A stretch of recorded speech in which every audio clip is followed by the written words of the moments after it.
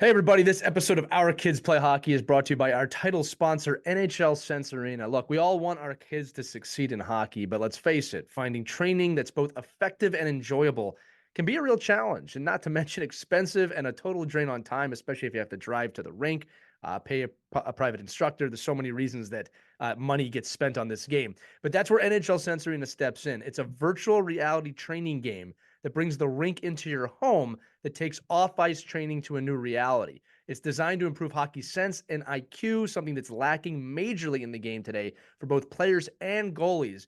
And you get unlimited access to over 100 drills and training plans from top coaches and players that can be played anytime, anywhere, with drills approved by USA Hockey player and goalie development directors. Look, improving mental hockey skills at home has really never been more fun, and any hockey player that uses this is going to have a blast. All right. I've used this before on my own, and it feels like you're so immersed in an arena, you sometimes forget you have a headset on. And again, it's not being on the ice, but it allows you to work on some of these skill sets like scanning, as I said before, hockey IQ, looking around the rink, making the right plays, that getting those repetitions in now as a hockey player are super important for your development. So NHL Sense Arena is giving all the listeners an exclusive offer for $50 off an annual plan when you use our code Hockey Never Stops at checkout. Again, that's Hockey Never Stops. All you got to do is go to hockey.sensearena.com. Again, that's hockey.sensearena.com. Use the code Hockey Never Stops, and you'll save $50 on your annual plan of NHL Sense Arena. Make sure to check that out and enjoy this episode of Our Kids Play Hockey.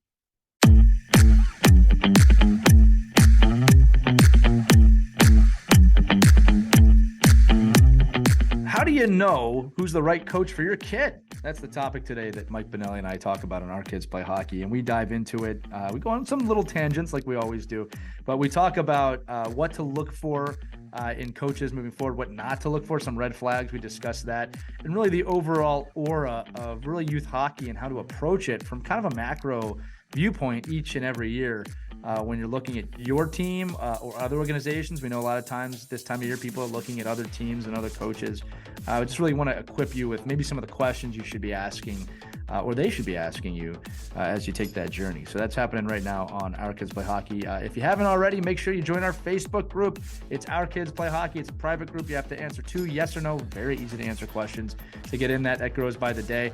And also you have helped us eclipse every dream we had for this podcast. So make sure you head over to ourkidsplayhockey.com. If you're looking for more episodes, you're looking for gifts, or you're looking for some deals, we have them there. And again, your 5-star reviews and your shares of this program is always appreciated. It helps us grow. It helps us build this community that we're trying to build, and that, the belief that there are really some great hockey parents, players, coaches, and people out there. We know there are. We know you're out there. That's why you're listening. So without further ado, let's get you into the episode with Mike and I of Our Kids Play Hockey. Hello, hockey friends and families around the world, and welcome to another edition of Our Kids Play Hockey. It's Lee Elias with Mike Benelli. Christy Cashion Burns is on assignment today, but we got a great topic, one that I've been approached by a lot recently, Mike. A lot of parents, a lot of listeners kind of emailing and asking questions about coaching staffs for next year. Everything from do I look for quality or quantity? Do I look for this person? Do I look for that person? What should I look for? So today's topic is going to be finding the right coach for your kid. And we're going to go over lots of different ways to look at coaching. Spoiler alert, there is no one right answer. There's plenty of wrong answers, but there's no one right answer about what's perfect for your kid. But we are going to try and dissect this topic as us, the 2 coaches. Just some tips and tricks of things you should be looking for, maybe have your heads up about before you sign a contract or make a decision or sign your life away without knowing what you're really getting into. So, Mike, I'm excited to talk to you about this because I know this is one we talk about a lot off the air. We joked before the episode we'd need about 4 or 5 hours for this. We're going to try and do it in about 45 minutes to the best of our ability. We'll get emails, right? We'll get emails. We'll have a follow-up episode. It's yeah. I mean, you could. It's basically my every weekend of my life discussion. So I think I could add a little bit to it today. And it's one of those things where it is not one size fits all. It's and honestly, a lot of it's out of your control as a parent. I mean, yes, you can look, you can research, you can get advice from other people, but ultimately, sometimes it's just you got to say, well, what's the better what's the better of the two evils, Right. or what matters and what doesn't matter. And I think a lot of the conversation today will revolve around, how old is your kid and what level of hockey are they in? And then how much does that coach make in an impact of the development of your kid? Yeah, and it's funny because as I've had these conversations, I've had everything literally from the mite level to people graduating high school and looking into the next level. So we are going to kind of vulture around all of that today. The first one, we got an email recently from a listener, and just to submit it very quickly, the question was, should I go to a paid certified level 5 USA hockey coach, or should I have my kid play for a volunteer parent coach? Again, the kid is younger. He's on the younger side. I'll start the conversation with this, Mike, is that qualifications are nice. Formal training is nice. But at the end of the day, I think it really comes down to how dedicated is this person to both learning to be a coach and being a coach to your kid. Because one of the things that exists now that didn't exist when you and I were kind of growing up and getting coaches is that there's unlimited access to info. Anybody who wants to learn, like really wants to learn to be great right now, could do it. That's not negating USA Hockey and the development model and the coaching certifications. They're all very important. I think that's part of the process if you're serious about being a coach. But I look for the person that is just enthralled with coaching and wants to make an impact. And everyone's a little different. I have seen level 5 coaches that couldn't give a crap.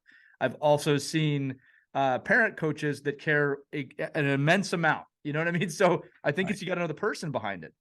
Yeah, it's almost offensive actually to me that sometimes I'll be introduced as, oh, this is Mike Benelli. He's a master level 5 coach and at USA Hockey, and I'm like, yeah, but we do that all the time, Mike. We do that all the time on the show. It is offensive when I look at the other coaches that are level 5 master level coach. I mean, literally, this just happened this weekend.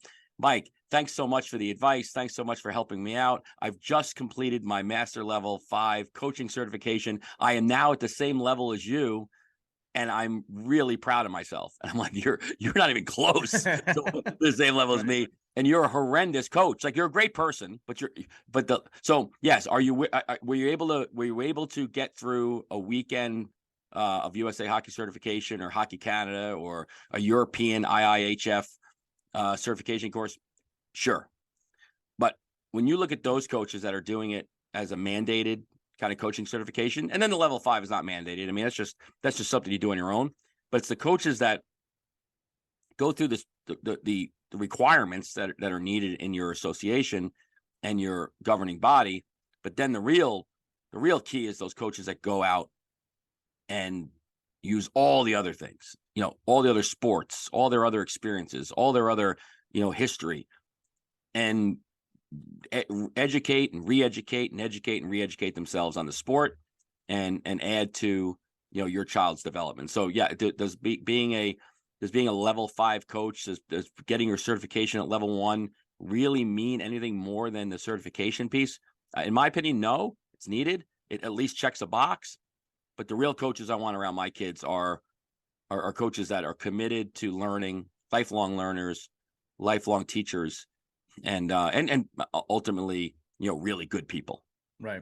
Yeah, I totally agree with this. And I kind of wrote on my notes here, the qualifications versus quality. You can have both. You can have a very qualified coach with quality, but then again, you can have someone who's less experienced with a lot of quality. And I think that comes down to the focus and the goal of the coach, right? And there's a difference between coaches, and this is kind of where the age level comes in, that are really just focused on winning and getting their team or their organization to win so they can sell more spots for the next season, and coaches who really are more focused on the people that they're developing. We said it on the show a lot. My belief, this is my personal belief as a coach, is that if you create better people, you will create better players. That doesn't mean that you negate the hockey side of things and the skill side of things. That's not what I mean. I'm saying if you prioritize the person over the player will naturally emerge. Not to mention there is life after hockey. And I think any coach worth their salt has to know that at any level. When I was coaching college, I was very concerned about my students' grades and making sure they understood that, we might not do this forever. There's a lot of things. And then obviously, even at the mite and the squirt level, right? It's a very impressionable age. And what you tell those kids and teach those kids at that age is incredibly important. Again, not to go on a side tangent, I was just writing a post today about competing versus competition.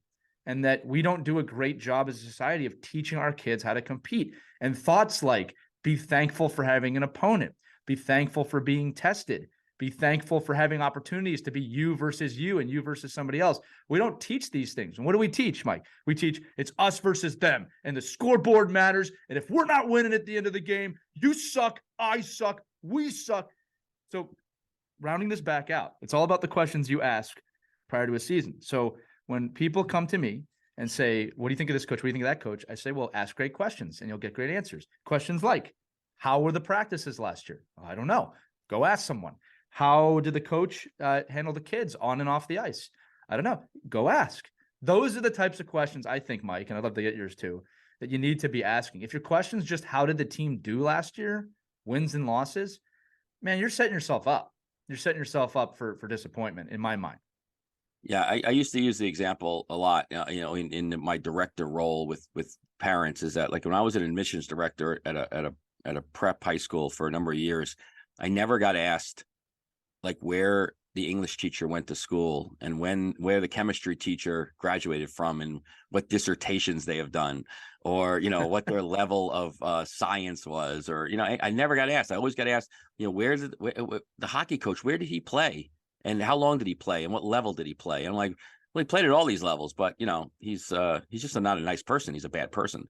So what level you played, and all those questions are definitely valid for parents, right? You go in and you say, listen, I'm looking for, like I said earlier too, it's hard. Sometimes you don't have the choice of Right. looking but if you can, right? If you could, you'd say, well, what do I want at the 8U and 10U level? I want a coach that gets on the ice that's smiling. I want somebody that's enjoying themselves. I want somebody that's organized and understands child development and teaches my kids that winning is so important, Right. but not the only thing that's important. That competing and learning how to compete, like the coaches that say, "Oh, great, their top two kids aren't here. They're in COVID protocol. We could win this game." I'm like, well, that's not really. I said, I don't understand what that even means. Like, what do you mean? Their top two kids aren't here, so now you can win the game? Don't you want their top two kids there so you can win the game? Like, that's the way I've always looked at it. I'm like, if we're going to compete, let's compete against let me see their team as their team is. So yeah, if you're a 8U, this audience, right? It's like 6U, 4U. If you're 4U, 6U, 10U, find somebody that's smiling, that's happy, that loves coming on the ice, that knows your kid's name immediately, like that is engaged in learning and doesn't start a parents meeting with, okay, we have our 18 tournaments planned for the next 25 weeks and you're not allowed to play soccer anymore and you have to commit to us. And again, there's time and a place for coaches to demand all these other things out of our athletes. At 10 and 8 and 6 is not the time. I agree. And it's and I think most of us agree, and that's that's where I fall into this horrible category of being jaded and upset sometimes with the youth hockey world. And the fact is 96% of it is so great. There's so many good coaches. I run into coaches that are so energized, and because they didn't win, like they're not in the top league, that they don't get recognized as top coaches. And it's so funny that if you looked at where their kids are going, how fast kids develop in their program and then go to the elite team, that's the coach I want. Right. And I don't want to leave that coach. If I could do anything I can, if I could stay with that type of person as long as I can for my kid, that's what you want. Because often, I mean, listen, the phrase "the grass isn't always greener" isn't a phrase that just came up because it doesn't happen all the time. Right. It's in our vernacular because it happens all the time. It happens daily. So, the grass isn't always greener. And oftentimes, if you fertilize your own grass, it's going to get to be where you want it to be anyway. So get in there, help that coach, help develop your kids, keep your kid with good people. And ultimately, if they're able to do it by their God-given talent of their body, they're going to go where they're going to go. Yeah, there's that great saying you reminded me of like when something's wrong with a flower, you don't work on the flower, you work on the environment surrounding the flower, right? To improve it. But a lot of people think that means just grabbing the flower and moving it to another patch, right? When the ground you're on is perfectly good. You just need to spend a little time on it. That's a good one. Mike, you also brought up a great point that I think gets overlooked sometimes with our discussions, which is that winning is very important to coaches like you and me and every coach. I think it just comes down to the different definitions of winning. I'm a very competitive person. I want the kids I coach or the adults I coach to win every game we play. I want that. All right. But it is not the ultimate win. One of my favorite things that happens, and I take note of this, and this is really one of my gauges of success, aside from records or trophies, which is it's there, but it's not in the top, is when a young man or woman or older man or woman, now at this point, I've been doing this 20 years, comes up to me and says, "You really made an impact on my life." Or that they're just really happy to see me and that they know that, they appreciated the time with me and the team. When that happens, it's amazing, right? And again, most of these teams succeed in terms of wins and losses. I don't want to, sugarcoat it. I'm just saying that to me is when a kid comes up to me and says, "Wow, I really loved playing for you." That's how I know personally that I'm doing a good job. All right. And coaches love kids like that because they were listening too. And I think this comes back to this is what we're saying here is there's kind of a difference between a growth mindset and a what have you done for me lately mindset. Now, just to be clear, when you get to the higher levels, midget, junior, college, and definitely pro or paid hockey, coach has every right to have the what have you done for me lately mindset because it's a job at that point. Or there's a million people trying to get those spots. Now, with that said, to coach at that level, you still have to have some bravado of understanding how to develop a player. It's just a little bit different in how that shifts. Mike, did you want to say something on that? But it's ironic though that the coaches that are great at managing the top players in the world understand that the human emotion and the allowing the flower to grow and not completely always changing the environment is the recipe for success. Right. So what pro coaches try to do with their, what pro GMs try to create in their locker rooms, what head college scouts and recruiters try to create in their locker rooms is what we should be creating in our locker rooms at 8, 9, and 10-year-olds. We're just at a different scale. Fun is fun. Finding good people is finding good people. Finding competition within your team is the same at 8 as it is at 18. It is. It's just you treat it a different way. Competition for 8-year-olds might be who won, how fast you could clean the locker room or something, or who could run around the rink in warm-ups the fastest, or who could do the most jumping jacks, or real developmental pieces. Where at the pro level and the college level, it could be like, wow, you're the best penalty killer in the world right now. Like you're doing something that nobody else is doing, and I'm gonna make sure that I'm giving you the freedom to become this great person. Although I know you want to be this other person, right now your role is this person. And I don't know if parents at the youth level not only don't understand, but they won't accept roles anymore. They don't accept that players develop at different times anymore. They don't accept that my kid doesn't always have to be on the top team to be the top player. Like there's going to be ebbs and flows. And I think as a parent, when you look for a coach, that's when I'm researching coaches and working with coaches, I want to find people and that understand that the highs and lows, like they don't react to the highs and lows. Like they're not the ones crazy. Like I was always crazy, but I think I was crazy at wins and losses. Like I was always high energy, I'm just always like passionate about. Right. I don't think you're crazy. I think passionate's the word. You're driven. Well, and when I look at other people, I'm like, wow, that guy looks crazy. And I'm like, that looks like you. So I think it's just the emotional piece now. But at 8 and 9. I think as long as you are a parent that says, wow, that person just really loves being out here with my kids. Oh, and maybe the bonus is, and we'll get to this, right? The bonus is he's my kid's friend's dad or mom, or how do you find really good young or any coaches that coach young kids?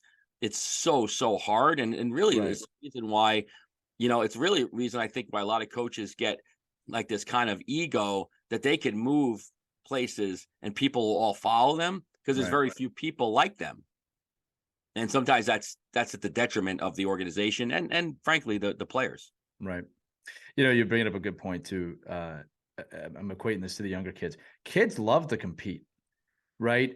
I'm starting to realize it's actually we sometimes as parents and coaches jade them from what competition really is. And a great example, right? When we do off ice or on ice, the ADM does a lot with this.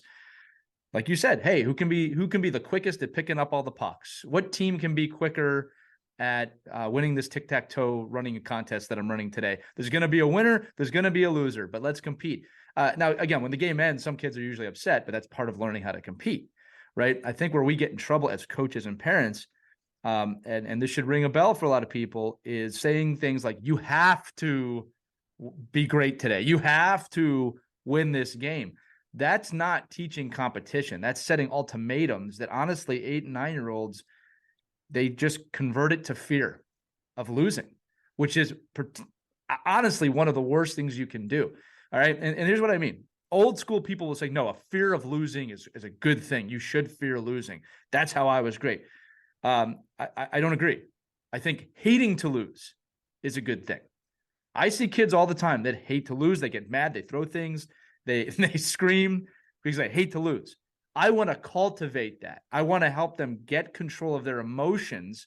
And I tell them, I like that you don't like losing.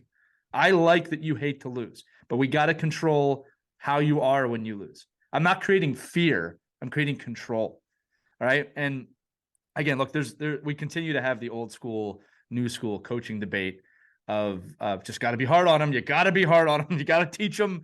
You got to let them know. There's so much literature and research that style is not as effective as what we're talking about. Right. Go ahead, Mike. Yeah. But it is for some kids. There's no doubt about it. Like I've seen kids listen, I've had conversations with kids that I look at, I'm like, do you really like, this is fun for you? Like, I love that coach so-and-so is calling me out. I love that competition, but the problem is they don't even know the other side. Like there are 100 different ways to skin a cat, and I think it's like I don't even know what. So you're in this role, right, where I think there's a better way we could do it. But and again, at my own at fault, I always look at this through the lens of growth. I always look at it through the lens of what is the end game, like where are we going to be? If I'm in a facility with a youth hockey organization, and I look at 50 kids. 58 U's. I know, not just statistically, factually, that out of those 50 kids, only probably 20 to 25 of them are going to be left when they're 16 and 17.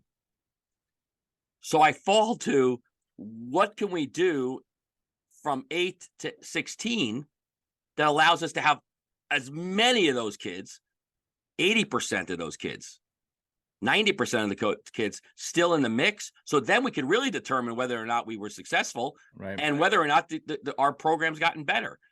And that's, I want to look like, that's kind of, I go back and forth a lot. That's why I love coaches that work with their kids. Like we saw in the the Hockey Factories program, right? That worked with their kids for 4 years. I would love that. Like you find a great person, and that person cultivates this environment throughout a player's life, so that then they're still around, whether or not they were the best player or the worst player. They're developing all different levels and times, but that they're still around. Right. They didn't have 15 different hockey bags in their garage over the 15 years of going from program to program to program. And I look at it from the lens of, I just know when your kid is 14 years old, they're going to make a choice. Whether they were the best player on your ice or the worst, they're going to either continue to play or quit. And we want the kids if we're a parent, and it's not ROI. It's not like, oh, I've invested this time. I love this time. I love this time with you. I love this time in the rink. I love our life being in this kind of world. If we're going to choose a world to be in, this is a cool world to be in. I like it. Right. So why don't we try to develop, and cultivate a culture that allows us to do it for as long as possible. And when you find coaches that are mercenaries, that are they're already looking to replace 8 kids before January 1st. That's just not cultivating any kind of culture, and it's certainly not cultivating your kid, even if your kid is one of those better kids. Right. Well, and look, expanding on that, key words here you're saying culture, right? You know when an association or organization has or is developing culture. I think that is a very important prerequisite for you and your child when you're looking for a team, much less a coach, right? The kids will love to play for a coach that creates a great culture. Second point you made about identifying those kids that maybe are motivated in a harsher way. This is my response to that, Mike. A great coach will find out how every player on his or her team is motivated and know it. All right. A amateur coach will just assume that everybody's motivated the same way, typically the way that coach was motivated as a child. All right, and that's why you get kind of old school coaching sometimes of coaches yelling and screaming. I see it less and less, which I think is a good thing. Yeah. A great coach will say, okay, kid A needs to be talked to directly. Kid B needs it a little softer. We're talking about youth hockey right now. All right. A great coach will figure that out. And by the way, we do this in the pro level. We got to know how our athletes are motivated. Now, there's a point if the kid is a victim or the player is a victim and they're not working, that you got to make decisions. All right. But even then, I want to help that player work through that. But if it gets to a point where they're self-deprecating to the point they can't perform, all right, we got to make some decisions. But I actually find that to be more rare than anything. So again, when you're looking for a coach that knows how every kid is motivated and can talk to a player and a B player differently on the same team, knowing that he's going or she's going to get the best out of them, that's something I look for a lot, right? And again, I get this. This one is one that boggles my mind. Coaches, well, how do I figure that out? How do I figure out how they're motivated?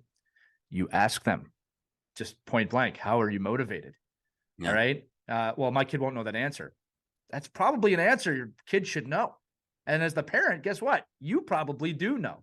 Well, right? and so let's stop it for 1 second. When you're looking for a coach, find the coach that's willing to sit down with you as a parent and determine how are we going to motivate your child. Because what I'm going to do is this is how I am. And again, I'm not even blaming the coaches so much when you're having these conversations, because we're not preparing them. Like, we're just throwing them in. Hey, you played college hockey? Oh, that's sweet. And then you've been playing men's league for a couple of years, and now you kind of get the bug to want to come back and help out. Great. Hey, you got the Squirt A team. Go get him, boy. Go get him. And I'm like, are you kidding me? We've literally just unleashed you on a bunch of children that at every other point in their life are being directed and instructed and taught by people that have 8-year degrees in teaching. And then we're asking somebody who had a good slap shot to psychologically dissect a kid and understand how to coach them. Like, to me, that's the fault of the organization. Now, so, maybe you go backwards and say, well, how do I find an organization that knows how to cultivate coaches, that knows how to teach and develop my kid, right? And so if I, and again, I used to laugh at, so I'll give you, the story about the parent paid coach, right? So my first job out of college was as a hockey director, and and we had a couple of pros that had kids in the program, and the standing rule in the organization was there was no parent coaching, right? You couldn't have parent coaching. So my job was to tell the parents they weren't allowed to coach. So I go up to the one gentleman. I'm like, listen. You were probably a fan favorite after that. I'm like, listen, I know I'm going to get in trouble for this, but you can come on the ice anytime you want to come on, and I'll deal with the repercussions, but there's really no parent coaching. But if you can just help me and by having these ground rules, so I know I can fight for you to be on the ice. And so, Mr. Dion said, it's no problem. I'll come out and teach, and I'll work, and I'm not going to yell at kids because that's not who I am. Like, I'm going to teach. So I'm going to tell Marcel Dion he can't come on the ice with his kids. Same thing happened just recently. We just talked about, Marty St. Louis' son. Just real quick, for those of you who may not know, Marcel Dion is an NHL Hall of Famer. Oh, sorry. If you're listening to this podcast and you don't know who Marcel Dion is, then you're a new hockey parent. Pause the podcast and look at MarcelDione. Marcel Dion. Okay, so you'll know who Marty St. Louis is. So Marty St. Louis is the same situation. Like, well, his kid's just going to be out there with his dad. I'm like, yeah, I want that dad on the ice. Yeah, with the kid. So yes, there's He may different know what levels he's of, talking about. He also may and be in the head fact, he coach of the is a Montreal paid. Canadiens right now.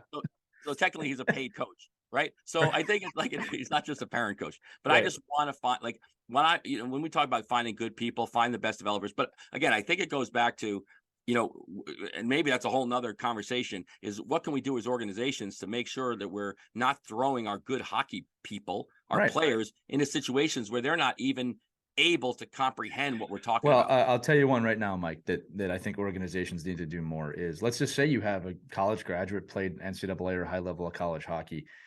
When possible, this is not always possible, that coach should be an assistant to another coach. And I don't care if that coach is a dad that has been coaching Mike for 4 years.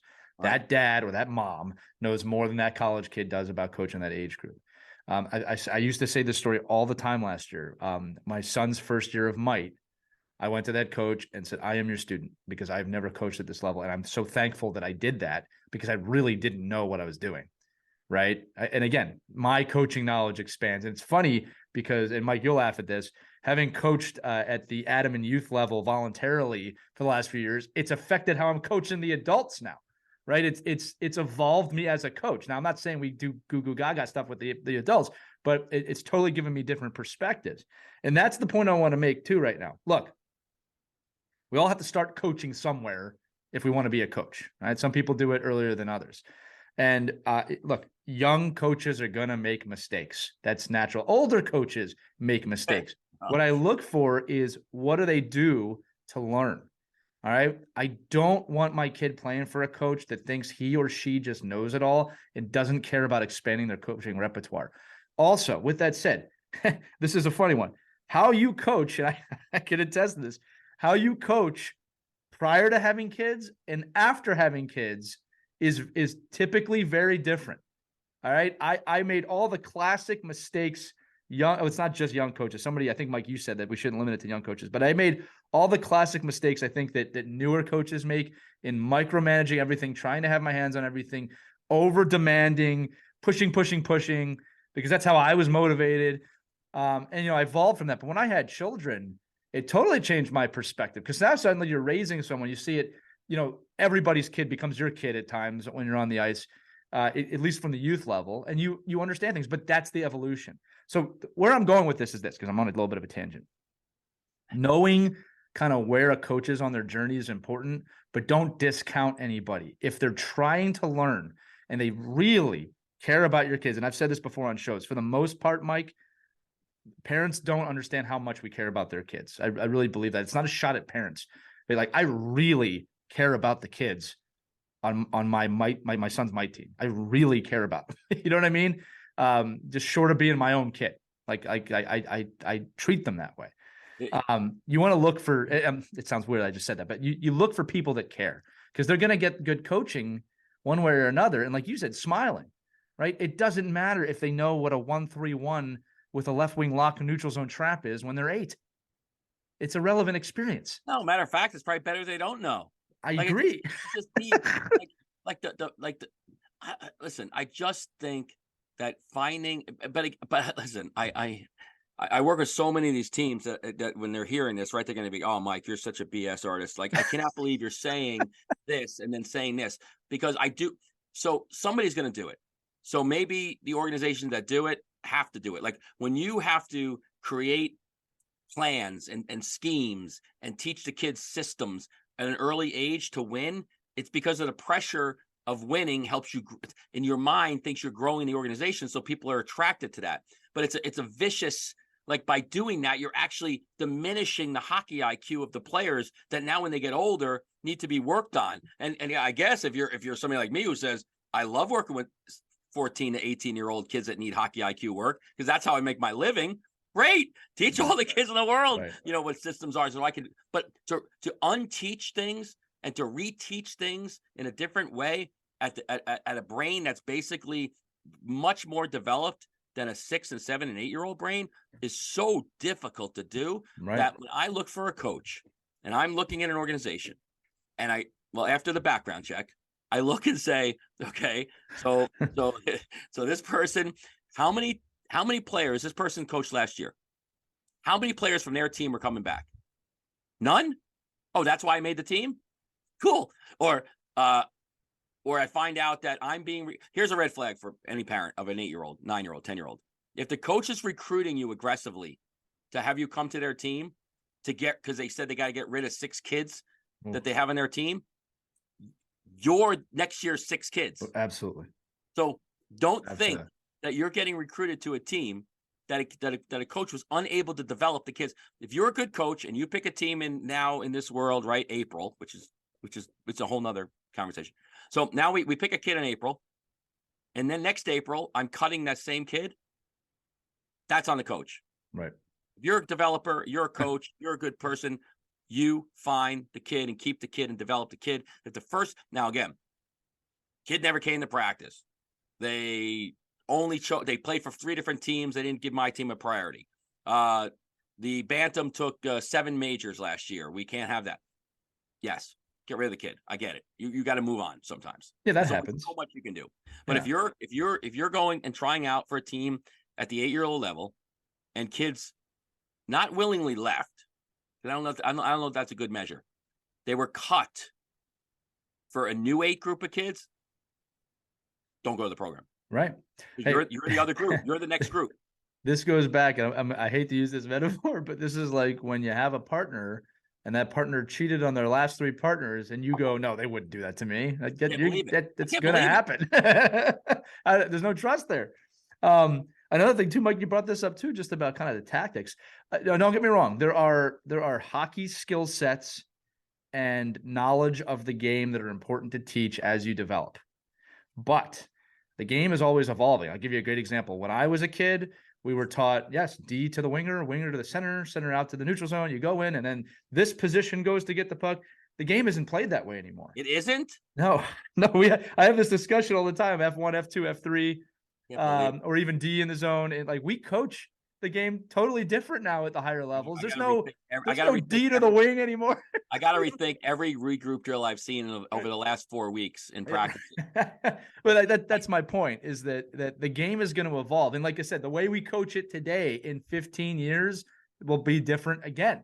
Right. But can a player pivot? Can a player turn? Exactly my point. Read the puck? Can a player turn on a dime? Can a player make a decision and make a head fake and switch?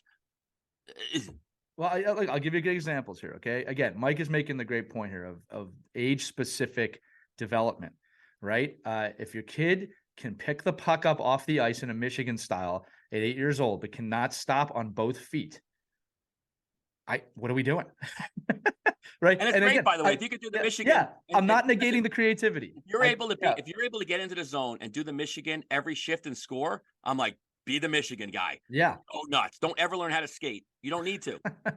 Right. If you can't, like I always say, like the kids would always like, well, coach, I'm just scoring at will. Like I could just score. Why would I want to make that play? Why would I want to do the 2-pass rule?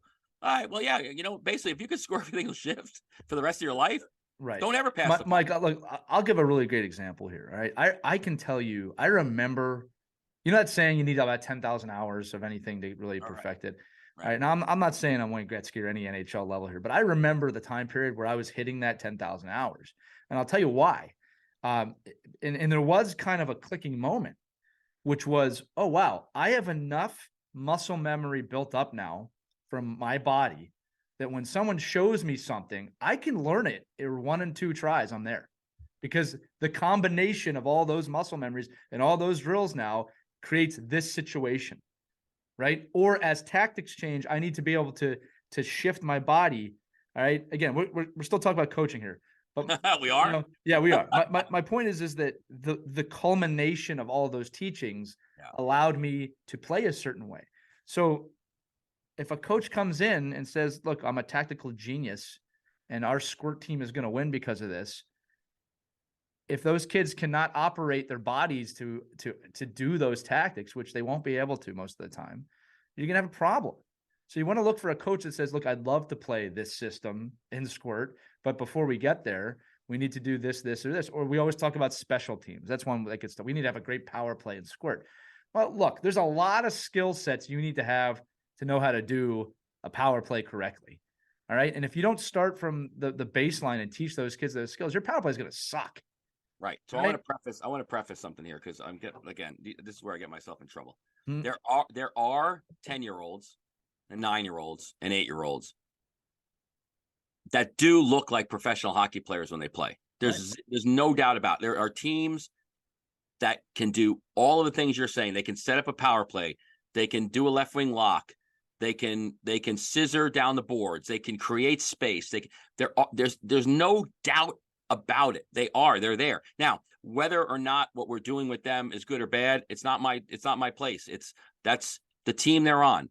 But after that 5% of kid, the rest of the kids are not that kid. Right. And if you think you're going to catch up, you're not, because you're doing the same thing that they're doing that you can't do yet. Like you're dumbing the game down for the kids that don't have the skill because you want to win. And when you have a coach that says, well, we're going to play the system to win, but I'm going to negate the fact that you have to have any skill involved. Right. Then those kids will never catch up. So if your goal is to have your kids surpass the kids that are already doing these things, then you need to be in a different developmental setting. And I think my fear, and from my anecdotal evidence of watching what's happening, we're all trying to be those top 10 percenters. We're all trying to have the kids that are the top 12 kids in a region playing on a team. We think that's all of our kids. And it's just not. Yeah. But who am I to say? I mean, listen, I get looked at like, people thumbing their nose at me all the time because they're like, you don't know what you're talking about. I'll Mike. support you here. I'll support you with this. Oh, Bill great. Belichick. Thank you. Bill Well, Belichick on the podcast. Bill Belichick is a great example of what you're talking about. All right. Arguably the greatest coach of all time, one of definitely in the NFL. His players say constantly, that man knows more about my position than I do. And it's every position on the field. And he takes the time to teach his players how they should play that position. And this goes into what we're talking about. Even at the most elite level, Mike, a coach knows that if you want to succeed, he's going to have to teach, or she's going to have to teach those players to understand that position. To just assume that they're going to know the position as a coach, I think is a mistake. All right. Now, there is some expectation, and expectations rise that there's going to be a certain amount of skill level associated with that position, or you wouldn't have made the team. Yeah. But coaches teach. All right. I've said this before. When your ego trumps your ability to teach, you're not a coach anymore. All right. When I can do this, well, then go back and play. All right. I want to keep going here because we're talking about some red flags here. All right. So I have 3 red flags written down. First one is one I have a quick story about is yes, men and women. People say yes all the time. I fell into this trap one time when I was younger. And I'll tell you how it played out. We had a coach that said yes to everything. All of my wants and dreams and needs, this coach said yes to and promised me the world. And to be fair, at that time, I'd never heard that before. It was up and coming. I was excited about it. First year we played together, Mike, won a championship.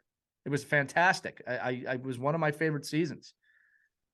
That coach continued to yes, everybody, new players, new people. Second year, didn't work out that way. In fact, the team collapsed. All right. I'm not saying it was all on the coach, right? I mean, there's things I could have done differently too. And then the team deteriorated slowly over the few years because it was yes to everything.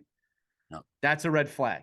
All right. If a coach has met all of your quote unquote demands, first off, that's great, but think about it. All right. If they're saying yes to you, they're probably saying yes to everybody, even if your kid is the best player on the team. So that's one. And that goes hand in hand with what you said, Mike, is hatchet men and women, right? That there's a lot of players leaving the team every year. Like he cuts players because he or she wants to win. Well, be careful with that. And then the last one I have here is coaches that move around a lot. They jump from organization to organization to organization. And look, if you're trying to become a professional coach, we see this a lot. You stay a few years with the team, you move on because you're trying to move up. Those coaches still, though, what way are they moving? Are they moving laterally or are they moving up? All right. Head coach of the Tampa Bay Lightning is a great example. Coached at every level up. They kept moving up. You got to look for that. That's a good sign. Go ahead, Mike. Yeah, no. And if you're an assistant coach at the college level, the junior level, the major junior level, the pro level, and you're an assistant, you're a video coordinator, you're in the staff, you're going to move. You're going to find, what fits, what gives you the most money. You got to make a living. It's a job. Yeah. Job. It's a job. But if you're a Pee-wee coach or a 10U coach or an 8U Mike development coach, and you go from pro and you have a program. I mean, I see it every day here. I mean, every day I see program people that run a team and they're not happy with the team, like you're running the team. Like, Yeah, it's your team. it's your team. Well, the team sucks. Well, it's your It's team. your team. Yeah. Maybe instead of running, like, well, I'm just going to run and do a team somewhere else and try to cover my. Or Mike, they're not giving me the best players. That's one I've heard before. They're not giving me. They're not allowing me to get the best players. I'm like, yeah, but what? So what are so? And again, if you're a great recruiter, and you can get an organization to pay you to recruit kids to your organization, hey, go nuts. I mean, but if you're a parent that goes and follows that great recruiter, just know that their job is to out recruit your kid. Right. Like, so if you want to go from program to program, wear different jerseys every year. And if you're a coach who doesn't care about, you want to wear a different sweatsuit every year and jump on the ice and jump on every program you can, that's fine.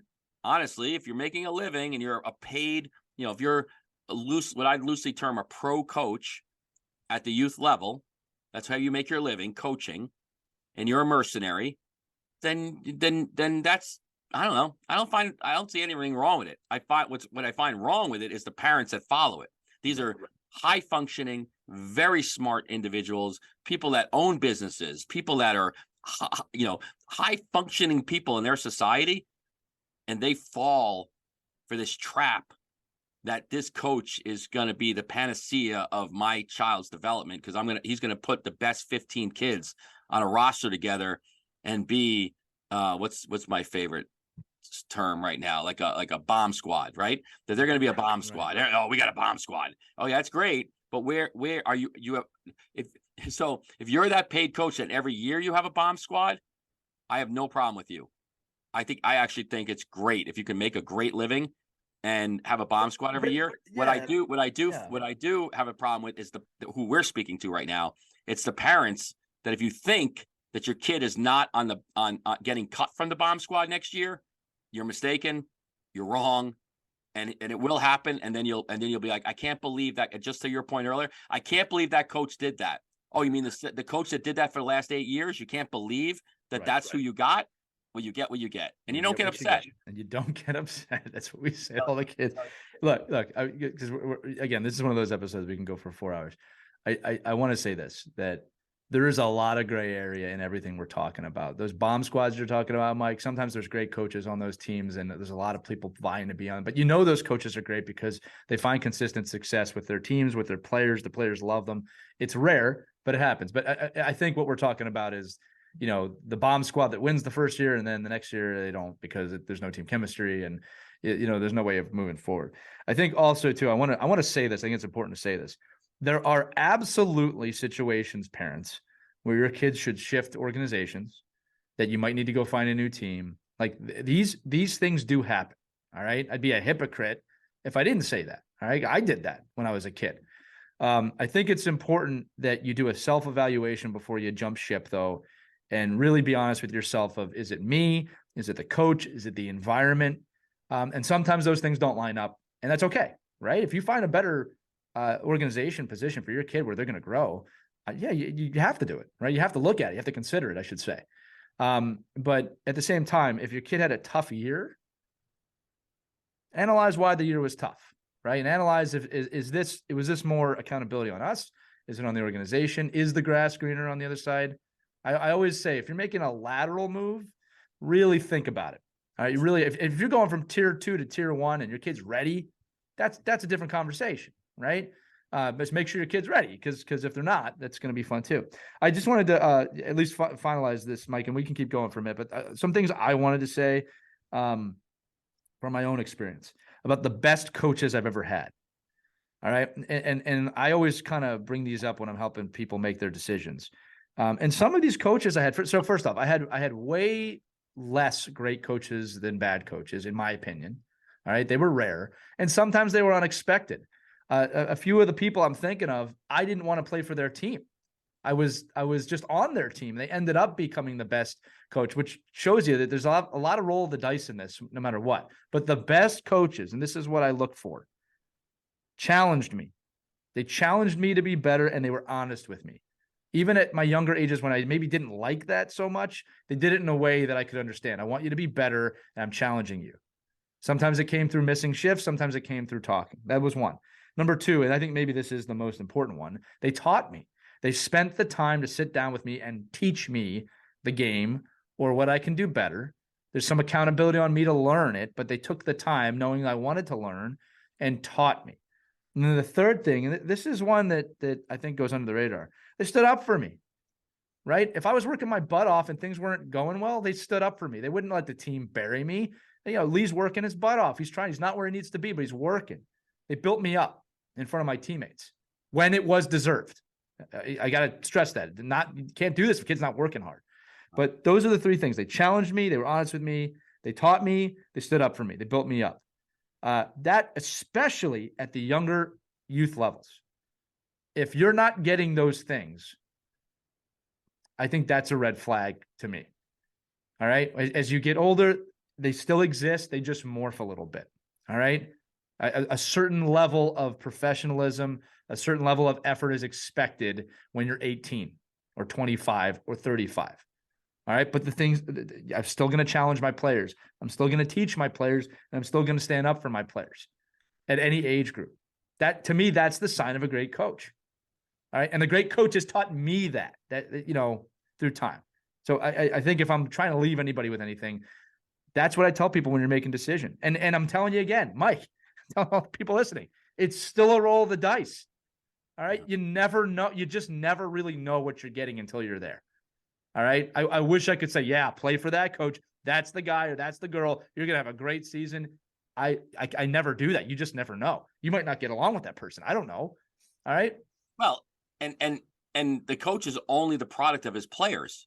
So, right. If you bring in if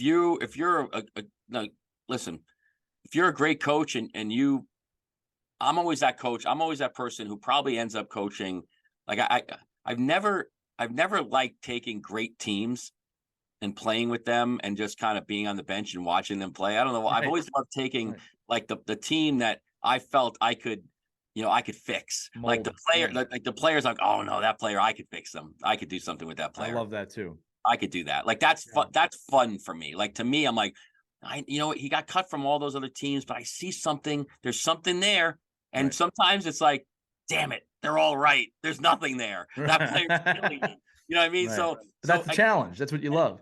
Yeah, and I like the challenge. But sometimes when you have great coaches and good coaches that love that challenge, and they can't overcome their own stupidity or arrogance to think they could change a kid, that affects the team. It affects everything else, because now you're dealing with that, one or two parents. Like I'll tell you, like I had a group of parents a couple of years ago that had the defensive alliance. Like they would all, like they're all colluding together that, and calling me out on the way we were playing because they felt empowered that they were aligned. I'm like, well, right. I'm aligned with you. Like I want to coach your team. Why come I can't be on the defensive alliance? Like, why can't I be a part of that group? Right. And like, you're the head coach, you're the enemy. I'm like, am I the enemy of your kid? I said, I want your kids to succeed. So I think it all depends. Be careful what you wish for. Sometimes you take players. And again, you could be listening to this right now. You might be one of those parents. You might be one of those parents that coach is like, I don't know. I don't really want to take that kid because, mom and dad come with a lot of baggage, and I love the kid, but this is not going to end well for me. And then, my problem is I'm always the person that says, well, that's no problem. I can handle that parent. No problem at all. And then I'm sitting there in December going, God damn it. I can't believe it didn't work. And, so I think it's so, but I listen to your point with your three, the things you look for. Right. And I probably look for very similar stuff. Like I love coaches that had compassion, like that generally went out of their way to love. And a lot of times it's a parent. And a lot of times I was a parent coach, like somebody that really went out of their way and said, oh my God, I can't believe how great you did last week. And I can't believe, what an effort you put in. And that was so much fun to watch what you did. And I think, knowing, and somebody that was consistent, like always somebody that you always knew they were getting there. You always, and when you're a kid, like that's why it's great that parents are part of this process, right? Because when you're an 8-year-old, you have no idea how hard it was for that coach to get to practice. Right. You're like, what do you mean? They got off a plane at 3:00 and they were at practice today at 6? Right. How was that possible? Like parents. I've been there. Yeah, but parents need to know that. Or, oh my God, that person. Do you know that coach? Their kid. Communication. We're coming back to it again. Hey, you know what? If you communicate, it'll stop. So, that Yeah, coach that, his kid's sick and he's the head coach, but he still shows up, like, and his kid's not even there for 2 weeks. right. To me, those are the kind of people that I'm like, wow, you know what? This person's really committed to me. I want to commit to them. And parents, the one thing, and I know we have to end this here. The one thing I would say when you're choosing your coach or looking to place your kid in the right environment, the more you can do to make that environment better, it's going to make your environment better. Like, the more you try to help that coach, and I don't mean, help them by, like, slipping them a couple of bucks so your kid plays more. It's the more you can help and say, hey, coach, anything I can do this weekend? Yeah. Anything I can help you with? Hey, can I take care of the pucks for you every week? Hey, can I make sure the water bottles are on the bench? Hey, do you need somebody to organize, the scorekeeping and in the away travel? Like, the more you can do to benefit and help that coach. Can I be the locker room attendant for this weekend? Like, the more you can do to squash the dissension on little tiny things, the more you're going to have a great experience for your kid. It's culture. Right. But it's so Yeah. hard. People just don't know. They don't know. I'll tell you, look, again, I'm not trying to keep using my own experience. That's all I have, right? Just a wonderful example of what you're talking about, Mike. All right. We've talked about this on the show all season, that the off-ice team building we have been doing has been with two teams that practice together. Could be called them A, B, whatever. They have color codes, but they're two teams. We merged them together at off-ice. And this past weekend, there was a situation where basically they were all playing together, and it was seamless and it was beautiful. There was no problem. The culture was there. The parents were there. They were all happy. What a success. We didn't even win the game, and I didn't care because I could see it. What a wonderful experience for these kids. They're hugging each other. Or the other day, I ran my last off ice of the season. All the kids on the team, two teams, arms around each other, singing on the way back to the rink after the event. Yeah. And I remember thinking, we did it. We did it. We did what we wanted to do today or this year. All right. Yeah. I just, we're missing that too much in sports, not even just hockey. So if you find an organization that your kid's smiling and singing at the end of the year, you can stay with those people, which I wish we did more of, Mike, going back to your point about the hockey factors. I wish we did more, 2 to 5 year cycles. We don't. It'd be beneficial. Unless you're good enough to get recruited by the top team down the street, then go to them. Then go to that. Just jump ship. Yeah, I'm sure it'll be great. Because it's going to work for your kid. It's going to your kid. Be the one. Yeah, you're the one. Yeah. You're the one. Anyway, listen, to all the parents listening, all the coaches listening, really wishing you the best in the off season. I know this is a turbulent time. We know evaluations have probably happened by the time you listen to this, and there's a lot of anxiety. Yeah, we get it. We get it, right? It's part of the process. But just know this. It's very rare. This is important to say. It's very rare that one season makes or breaks your kid's entire hockey experience lifetime. All right. There are important seasons. All right. Anybody whose kid's a junior in high school or senior, I get it. I do. Those are tough. Okay. Especially if you're trying to play at the next level. It's not easy. All right. But if you're Squirt, Pee-wee, Mite, Adam, even Bantam, I promise you, next season's not going to make or break your kid's entire career, most likely. All right. And it's so important that wherever you end up, Mike, and I'm going to let you talk about this too real quick. Wherever you end up, you need to make the best of it. You need to do. I wrote this note and I forgot to say it earlier. I think one of the most important questions you can ask your family, your kid, is what you're going to do when you're not at practice. What amount of time are you going to put in, player X, when you're not at practice? Is your kid the kid who is practicing in the garage or finding a private coach or doing something to continually learn? Because at the end of the day, friends, that's what's going to make the difference. The kid that puts in the time and is dedicated and gets good grades and is working on this constantly away from their 5 or 6 hours with the team a week, that is probably the kid that's going to succeed long-term. It's not just the coach. All right. What's that line from Hamilton? I'm just like my country. I'm young, scrappy, and hungry. Like it's got to be like that. It might come as a shock to all of us in the coaching profession, but we have so little to do with where a player ends up. Yeah. that we're doing is like sweeping off the path when they're getting there and saying, oh, or throwing some gravel on, say, that's pass too easy for you. Throw a little gravel on there and then let them slip and slide and then sweep it off again and say, ooh, you're doing great. Put a little gravel on. Like all we're doing is pushing and pulling and guiding, but really we have such little impact on where your player is going to go in the long term. It's them. It's in that. And if it's not there, and it's our job to bring it out, we could squash it. We know that. We already know we could crush a player. We know that. And I've probably done that. And I can't tell you. I think we all have. And I think every coach has done that at some point. Did I miss that? Like, how did I miss that? Like, or wow, was that a mistake? And or when I was young, but your child's path has so much less to do with the coach developing them, but it has a lot to do with a coach crushing them. Right. So just understand that, put them with good people, put them in a great environment, put them in a place where you feel safe and they feel safe, and you can look, and you're not sitting by yourself and everybody's, putting daggers in your back. just be in a really good place and your kids are going to flourish. And if they're going to be great, they're going to be great, and they're going to be great. I mean, the people I hated the most were those kids that did nothing, and were better than me. I'm like, God damn it! How does this kid do nothing and he's still great? No, that's why we're coaches. That's who they are. That's who that player is. So I don't know. Like I said, I think that's the cautionary tale: is that your players are going to get to where they're going to get, and you have a much better chance of killing that than build in my what I've seen than encouraging it. It's almost better to sit back, let them develop, let them have fun, don't get in their way, and and just listen, just find good people, and then when you find good people, cherish that. Really encourage that and say, come back please another year, because my kid loved coming to the rink every day with you. Yeah, that's some prolific points there, Mike. And you'll all notice that in our kind of qualifications for great coaching, we didn't talk about qualifications. We didn't once say, oh, you got to find a person with 20 years experience or a level 5 coaching certification. Mike's saying it right. Find good people. You will have a good process, right? I think that, that's what we should leave it on. It comes down to the people, comes down to the person, and you'll know. So, hey, great discussion today, Mike. And again, for those of you listening, I know sometimes we get off on tangents, but what hockey conversation doesn't? And always appreciate you listening. I hope we did answer the question of just kind of finding the right coach for your kid. We definitely covered a lot.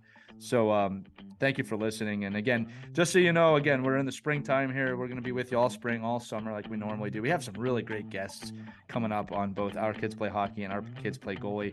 In the summer months, we try and fill it in with the NHL players when they're not playing the game. So that's going to happen as well. And remember to check out ourkidsplayhockey.com for all the episodes, for our gift giving guide, for anything you need. There's a lot there. And finally, if you haven't already, a lot of people have been diving into our private Facebook group, Our Kids Play Hockey. A couple yes/no questions to get in, and you join the community, kind of a back channel to this, and find out when new episodes are released, so forth and so on. But for Mike Bonelli, I'm Lee Elias. You've been listening to Our Kids Play Hockey, talk about coaching qualifications. Are they right for my kid? We'll see you next week on Our Kids Play Hockey. Have a great one, everybody. We hope you enjoyed this edition of Our Kids Play Hockey. Make sure to like and subscribe right now if you found value wherever you're listening, whether it's a podcast network, a social media network, or our website, ourkidsplayhockey.com. Also, make sure to check out our children's book, When Hockey Stops, at whenhockeystops.com. It's a book that helps children deal with adversity in the game and in life. We're very proud of it. But thanks so much for listening to this edition of Our Kids Play Hockey, and we'll see you on the next episode.